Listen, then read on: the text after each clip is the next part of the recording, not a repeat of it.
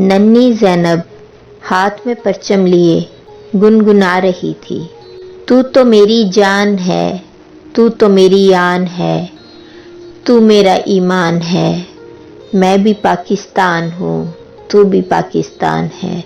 दादा आराम कुर्सी पे किताब का मुतालिया करते करते सो गए।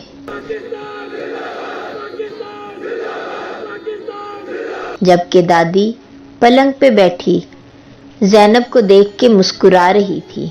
हाँ मेरी बच्ची, पाकिस्तान हमारी जान ही तो है। बेगम कुलसूम आज़ाद ने अपनी प्यारी पोती का माथा चूम लिया। दादी जान, एक बात पूछूं? हाँ मेरी जान, पूछो। आपके नाम के साथ आज़ाद क्यों लगता है? अरे पगली, मेरे नाम के साथ नहीं लगता, ये तो मेरा नाम ही है। मेरे वालिद मरहूम ने ये नाम मुझे दिया है, अल्लाह उनको गरीक के रहमत करे। दादी ने गहरी सांस ली। वो क्यों? मेरा मतलब है कि आज़ाद तो हम सब हैं ना पाकिस्तान में, तो फिर आपके नाम के साथ ही क्यों? ज़ैनब ने सवालिया अंदाज में दादी से पूछा। मैं आज़ादी के बाद जो पैदा हुई थी, वो भोले लोग थे, उन्होंने मेरा नाम आज़ाद रख दिया। दादी मुस्कुराई। दादी जान, आप मुझे पाकिस्तान की कहानी सुनाए ना, मुझसे नहीं सुनाई जाती, तुम अपने दादा से ही सुन लो। अरे ये क्या, आप तो सो गए, अजी सुनते हैं। आ गया? अख्तर साहब बौखला कर उठ गए। क्या आ गया? पाकिस्तान? लगता है कोई ख्वाब देख रहे थे। दादा जान, आप मुझे पाकिस्तान की कहानी सुनाए ना। सलमान जो करीब बैठा होमवर्क कर रहा था बोला। फिर तो तुम जरूर ही सुन लोगी। ऐसे नहीं कहते, दादी ने सलमान को टोकते हुए बोला। दादी जान, हमने तो जब भी दादा को बोला वो तो बस रोना ही शुरू कर देते हैं।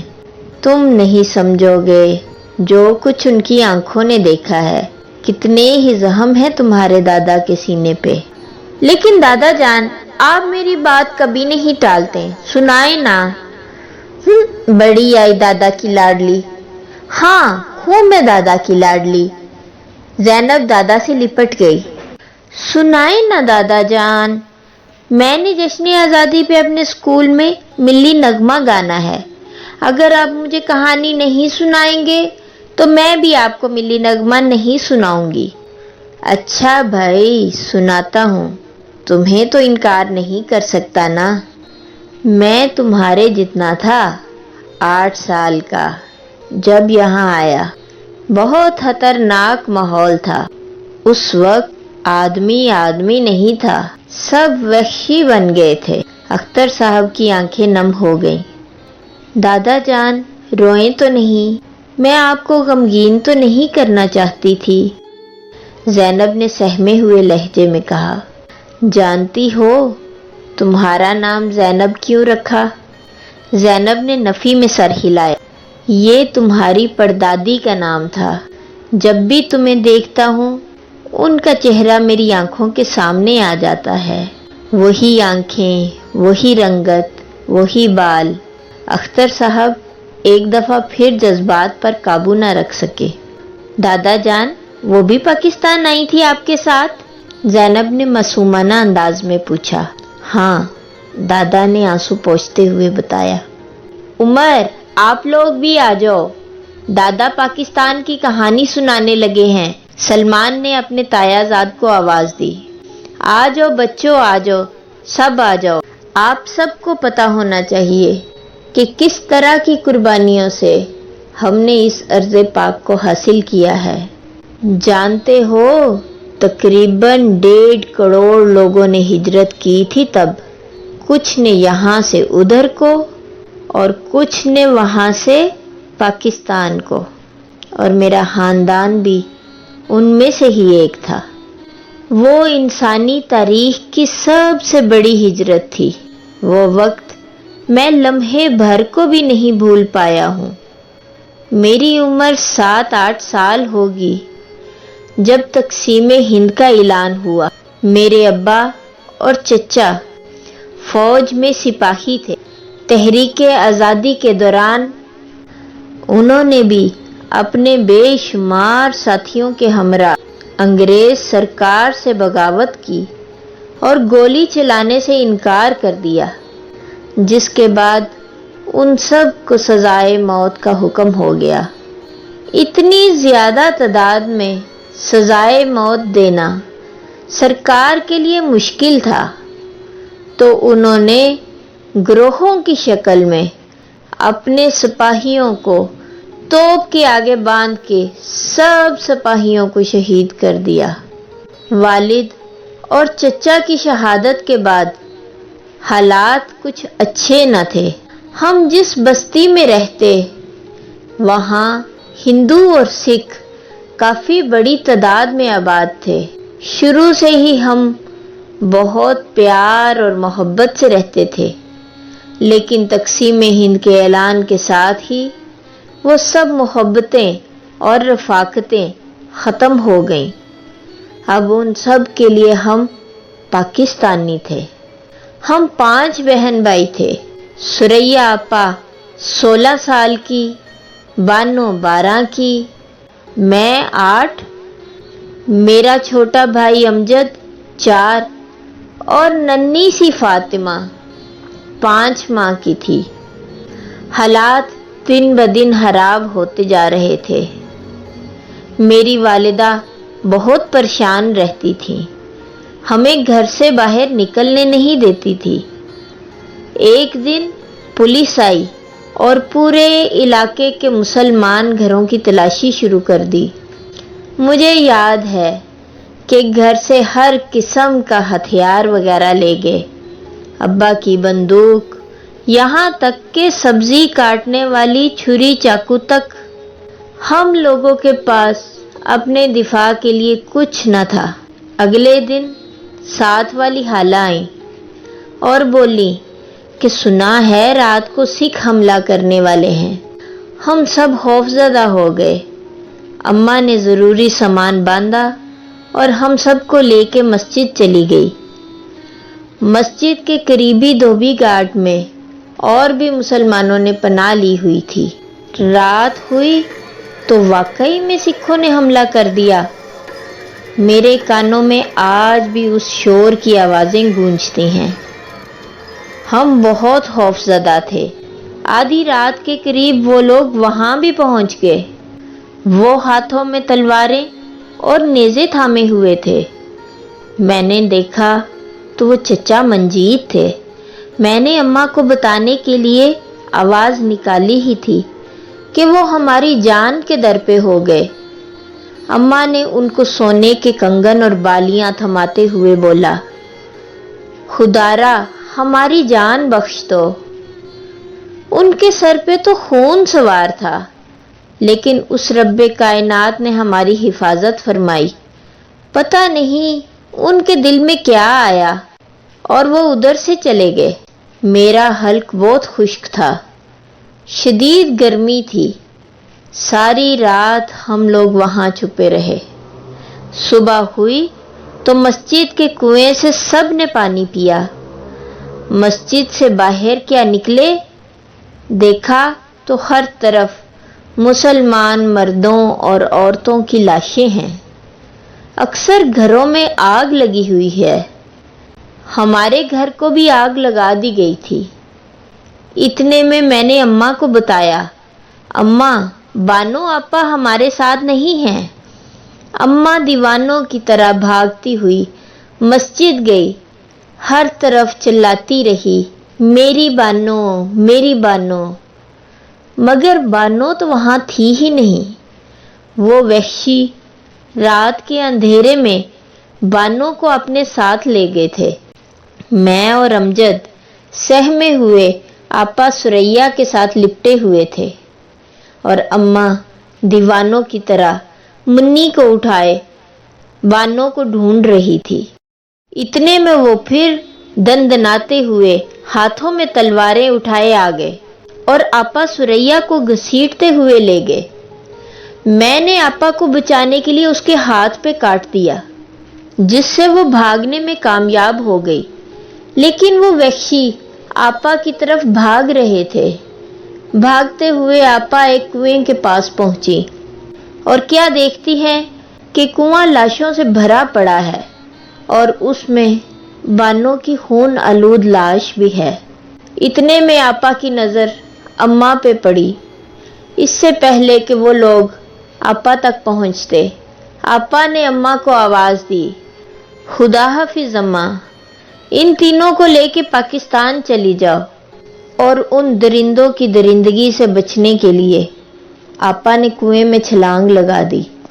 میری اماں غم سے نڈھال کنویں کے پاس اپنی دونوں بیٹیوں کی لاشوں پر آہ و بکا کر رہی تھی۔ اتنے میں وہاں پولیس آ پہنچی۔ پولیس نے ہمارے ساتھ تعاون کیا اور ہم اپنے علاقے سے نکلنے میں کامیاب رہے۔ 2 ہفتے گزر گئے۔ ہم کبھی کسی واقف کار کے ہاں پناہ لیتے تو کبھی کہیں۔ آخر کار ہم پٹیالہ شہر کے قریب قلعہ مہاجر گڑھ کے کیمپ پہنچ گئے۔ وہاں میرے ماموں بھی موجود تھے۔ ہم بہت دن سے بھوکے تھے، بس تھوڑا سا کھانا ہوتا جس سے ہم زندہ رہ سکیں۔ بھوکا رہنے سے امجد بیمار پڑ گیا تھا۔ ہم چاہتے تھے کہ ہمارا نام رجسٹر ہو جائے۔ طویل لمبی قطار میں کھڑا رہنے کی وجہ سے میں بہت تھک گیا تھا اور کمزوری سے اچانک بے ہوش ہو گیا۔ میرے ماموں قریبی جنگل سے کچھ جنگلی پھل وغیرہ توڑ لائے، جس کو کھا کے کچھ جان میں جان آئی۔ کیمپ میں گزرے وہ دن بہت مشکل تھے۔ ایک تو کھانے کو کچھ بھی نہ تھا، دوسرا سکھوں اور ہندوؤں کے حملوں سے بہت سے لوگ زخمی بھی ہو گئے تھے، اور ان میں میرا چھوٹا بھائی امجد بھی تھا۔ کیمپ میں گندگی بہت تھی۔ میرے بھائی کے پاس نہ تو دوائی تھی نہ ہی کھانا۔ ہم لوگ جوہڑ کا پانی پینے پہ مجبور تھے، کیونکہ یہ مشہور تھا کہ ہندوؤں نے کنووں کے پانی میں زہر ملا دیا ہے۔ امجد کی کمزوری بڑھتی جا رہی تھی اور ہم کچھ نہ کر سکے، اور وہ بھی سریا اور بانو آپا کی طرح اپنے خالق حقیقی سے جا ملا۔ مجھے آج بھی یاد ہے، وہ بار بار پوچھتا، اماں پاکستان کب آئے گا؟ بہت سے لوگ کیمپ میں فوت ہو گئے۔ شروع کے 6-7 دن تو کھانے میں گھاس پھوس اور پتے وغیرہ ہی تھے۔ بعد میں ریاست ایک ٹائم کا کھانا دیتی تھی۔ وہ دن بہت اذیت ناک تھے۔ 1 مہینے تک ہم وہاں رہے۔ کیمپ میں تعفن اور گندگی کی وجہ سے وبائیں پھیلنی شروع ہو چکی تھیں۔ اماں نے اپنے خوبصورت لمبے بال کاٹ دیے، کیونکہ ان کے سر میں جوئیں پڑ گئی تھیں اور الرجی کی وجہ سے دانے بن گئے تھے۔ ان حالات کی وجہ سے ماموں کے ہمراہ ہم قریبی کچی آبادی میں چلے گئے۔ آخر کار ماموں نے بہت کوشش کی اور ایک فوجی ٹرک کے ذریعے ہم ایک ریلوے اسٹیشن پہ پہنچ گئے۔ ہم بچتے بچتے دلی جانے والی ٹرین میں سوار ہو گئے۔ ریل گاڑی کھچا کھچ بھری ہوئی تھی، یہاں تک کہ اس کی چھت پہ بھی تل دھرنے کی جگہ نہ تھی۔ ریل کے ذریعے سفر بھی خطرے سے خالی نہ تھا۔ جو بھی ہندو کسی مسلمان کو دیکھتا اس کو قتل کر دیتا۔ اسی فساد میں میری ننھی بہن بھی ایک خنجر کی زد میں آ گئی۔ اماں حالات اور غموں کی وجہ سے بہت کمزور ہو گئی تھی۔ ہماری ریل پہ گورے سپاہی آ گئے۔ وہ حفاظت کے لیے تعینات کیے گئے تھے۔ دسمبر کی ایک سرد صبح کو جب میں سو رہا تھا، اماں نے مجھے جگایا، اختر اٹھو، پاکستان آ گیا ہے۔ جنون سے اور عشق سے ملتی ہے آزادی۔ ان کی آنکھوں میں بہت چمک تھی اور کمزوری کے باوجود وہ مسکرا رہی تھی۔ اس طرح آخرکار ہم دسمبر 1947 کو لاہور پہنچ گئے۔ شروع میں ہم ایک ہندو کے خالی مکان میں رہے۔ اماں کی حالت دن بدن بگڑتی جا رہی تھی اور ایک دن وہ مجھے اس جہان میں اکیلا چھوڑ کے چلی گئی۔ میرے ماموں اور ممانی بہت اچھے تھے۔ انہوں نے میرا ہمیشہ اپنی اولاد کی طرح خیال رکھا۔ بعد میں ہمیں ایک مکان الاٹ ہو گیا۔ وہاں تمہاری دادی پیدا ہوئی۔ ماموں نے ان کا نام کلثوم آزاد رکھا۔ سب بچے حیرت سے دادا کو سن رہے تھے۔ ننھی زینب کی آنکھوں میں آنسو تھے اور وہ بے اختیار پاکستان زندہ باد کے نعرے لگانے لگی۔ دادا اور دادی کی آنکھوں میں آنسو اور ہونٹوں پہ مسکراہٹ تھی۔ دادا نے پرچم زینب کے ہاتھ سے لیا اور یہ اشعار پڑھنے لگے۔ خدا کرے کہ میری عرض پاک پر اترے وہ فصل گل جسے اندیشہ زوال نہ ہو، یہاں جو پھول کھلے وہ کھلا رہیں صدیوں، یہاں خزاں کو گزرنے کی بھی مجال نہ ہو، یہاں جو سبزہ اگے وہ ہمیشہ سبز رہے، اور ایسا سبز کہ جس کی کوئی مثال نہ ہو، گھنی گھٹائیں یہاں ایسی بارشیں برسائیں کہ پتھروں سے بھی روئید کی محال نہ ہو، خدا کرے کہ نہ خم ہو سرے وقار وطن، اور اس کے حسن کو تشویش ماہ و سال نہ ہو، ہر ایک فرد ہو تہذیب و فن کا اوج کمال، کوئی ملول نہ ہو کوئی خستہ حال نہ ہو، خدا کرے کہ میرے ایک بھی ہم وطن کے لیے حیات جرم نہ ہو، زندگی وبال نہ ہو، خدا کرے کہ میری عرض پاک پر اترے وہ فصل گل جسے اندیشہ زوال نہ ہو۔